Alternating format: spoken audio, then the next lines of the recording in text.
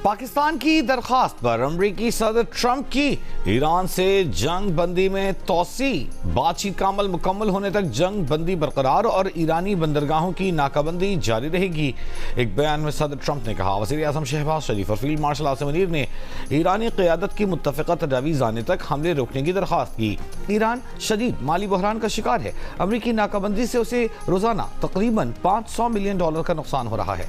Iran फौरी तौर पर अपना हुर्मुज़ खुलवाना चाहता है, लेकिन अगर अमेरिका ने ऐसा किया तो फिर ईरान से कभी डील नहीं हो सकेगी। वज़ीर आज़म शहबाज शरीफ का अपनी और फील्ड मार्शल आसिम मुनीर की जानिब से जंग बंदी में तोसी की दरख्वास्त कबूल करने पर सदर ट्रंप का शुक्रिया।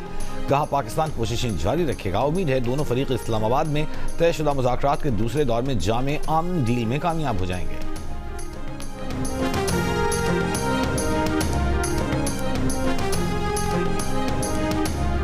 वज़ीर आज़म शहबाज शरीफ से पाकिस्तान में ईरानी सफ़ीर रज़ा अमीरी मुक़द्दम की मुलाकात, खत्ते की मौजूदा सूरत हाल और आम कोशिशों पर तफसीली तबादला ख्याल किया गया।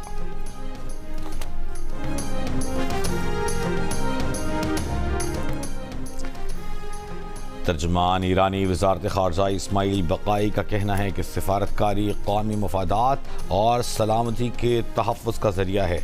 जब महसूस किया कि सिफारतकारी क़ौमी मफादात के लिए बेहतर है तो इक़दामात करेंगे। पासदारान इनक़लाब के यौम तासीस पर पैगाम में ईरानी सदर मसूद पेज़ेश्कियान ने कहा कि पासदारान इनक़लाब ने दुश्मनों के अहदाफ और साजिशें नाकाम बना दी। स्पीकर ईरानी पार्लियामान बाक़र ग़ालिबाफ के मुशीर ने कहा कि ट्रंप की जंग बंदी में तोसी का कोई मतलब नहीं, हारने वाला फरीक शराइत का हुक्म नहीं दे सकता। जंग बंदी में तोसी का ऐलान वक्त हासिल करने की चाल है ताकि अचानक हमला किया जा सके।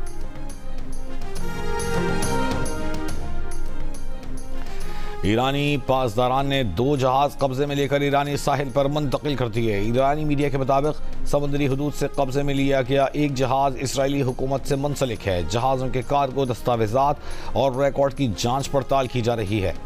ईरानी बहरिया का कहना है कि दोनों जहाज़ों ने बगैर इजाज़त नेविगेशन सिस्टम में खलल डाला। दोनों जहाज़ आबनाए हुर्मुज़ में सेफ्टी को खतरे में डालने पर कब्जे में लिए गए।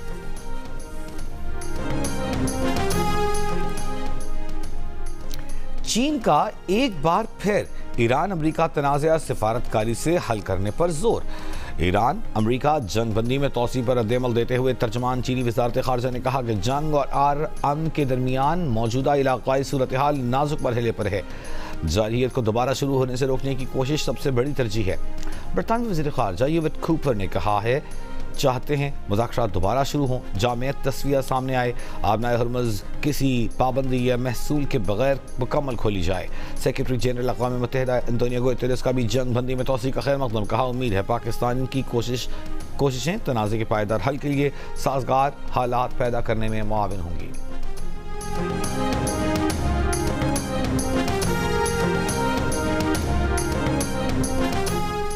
नायब वज़ीर आज़म और वज़ीर ख़ारजा इसहाक़ डार से बरतानवी हाई कमिश्नर जेन मेरियट की मुलाकात। इसहाक़ डार ने तनाज़ात के पुरअमन हल के लिए मुकालमे और सफारतकारी की अहमियत पर जोर दिया। बरतानवी हाई कमिश्नर ने अमरीका और ईरान को मुज़ाकरात की मेज़ पर लाने में पाकिस्तान के किरदार को सराहा। नायब वज़ीर आज़म इसहाक़ डार की ज़ेर सदारत इजलास में ख़ित्ते की बदलती सूरत हाल और आइंदा बैनुल अक़वामी मसरूफ़ियात का जायज़ा लिया गया।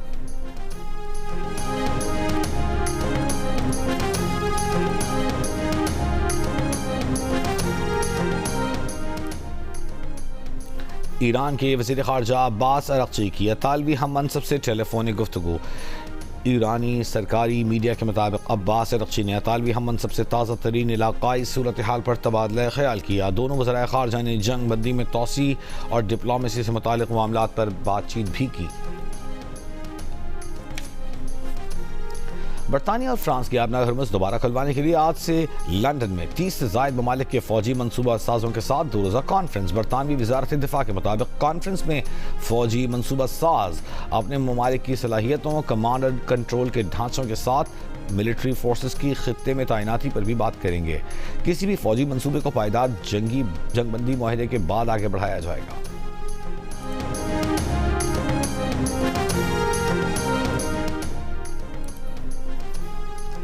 वज़ीर आज़म की मुल्क में इलेक्ट्रिक व्हीकल्स के फ़रोग़ में तेज़ी लाने के लिए इक़दामात की हिदायत।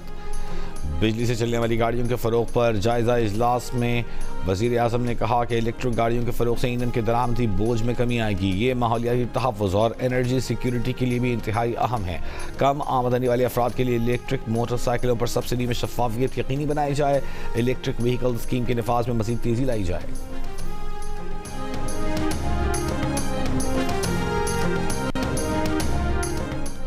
क्रिकेट स्टेडियम पेशावर में खैबर पख्तूनख्वा असेंबली का इजलास कुछ देर में होगा।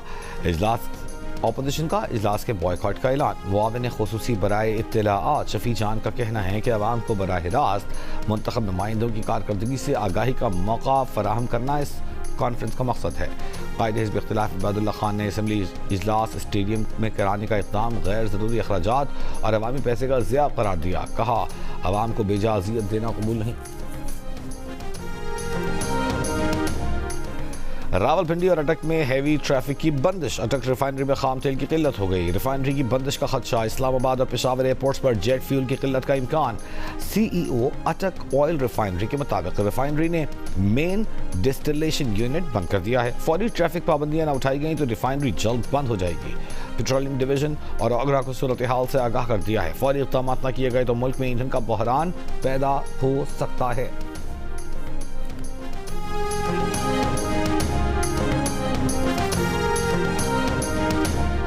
यूरोपीय यूनियन के एनर्जी कमिश्नर ने खबरदार किया है कि मशरिक़ वस्ता तनाज़े के नतीजे में पैदा तवानाई की कीमतों पर असर महीनों नहीं बल्कि सालों तक रहेगा। जंग की वजह से यूरोप को तकरीबन रोजाना $600 मिलियन का नुकसान हो रहा है। और पाकिस्तानी ऑलराउंडर मोहम्मद नवाज पर रिक्रिएशनल ड्रग्स इस्तेमाल करने का इल्ज़ाम। PCB ने तहकीकात शुरू कर दी। क्रिकेट वेबसाइट के मुताबिक मोहम्मद नवाज का T20 वर्ल्ड कप के दौरान टेस्ट किया गया जो मुस्बत आया। इंटरनेशनल क्रिकेट काउंसिल ने पाकिस्तान क्रिकेट बोर्ड को आगाह किया।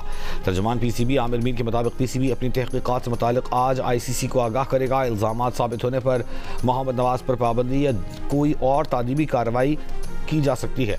ज़राए के मुताबिक मोहम्मद नवाज आज मुमकिना तौर पर मुल्तान सुल्तान्स के लिए हैदराबाद किंग्स विन के खिलाफ एक्शन में होंगे।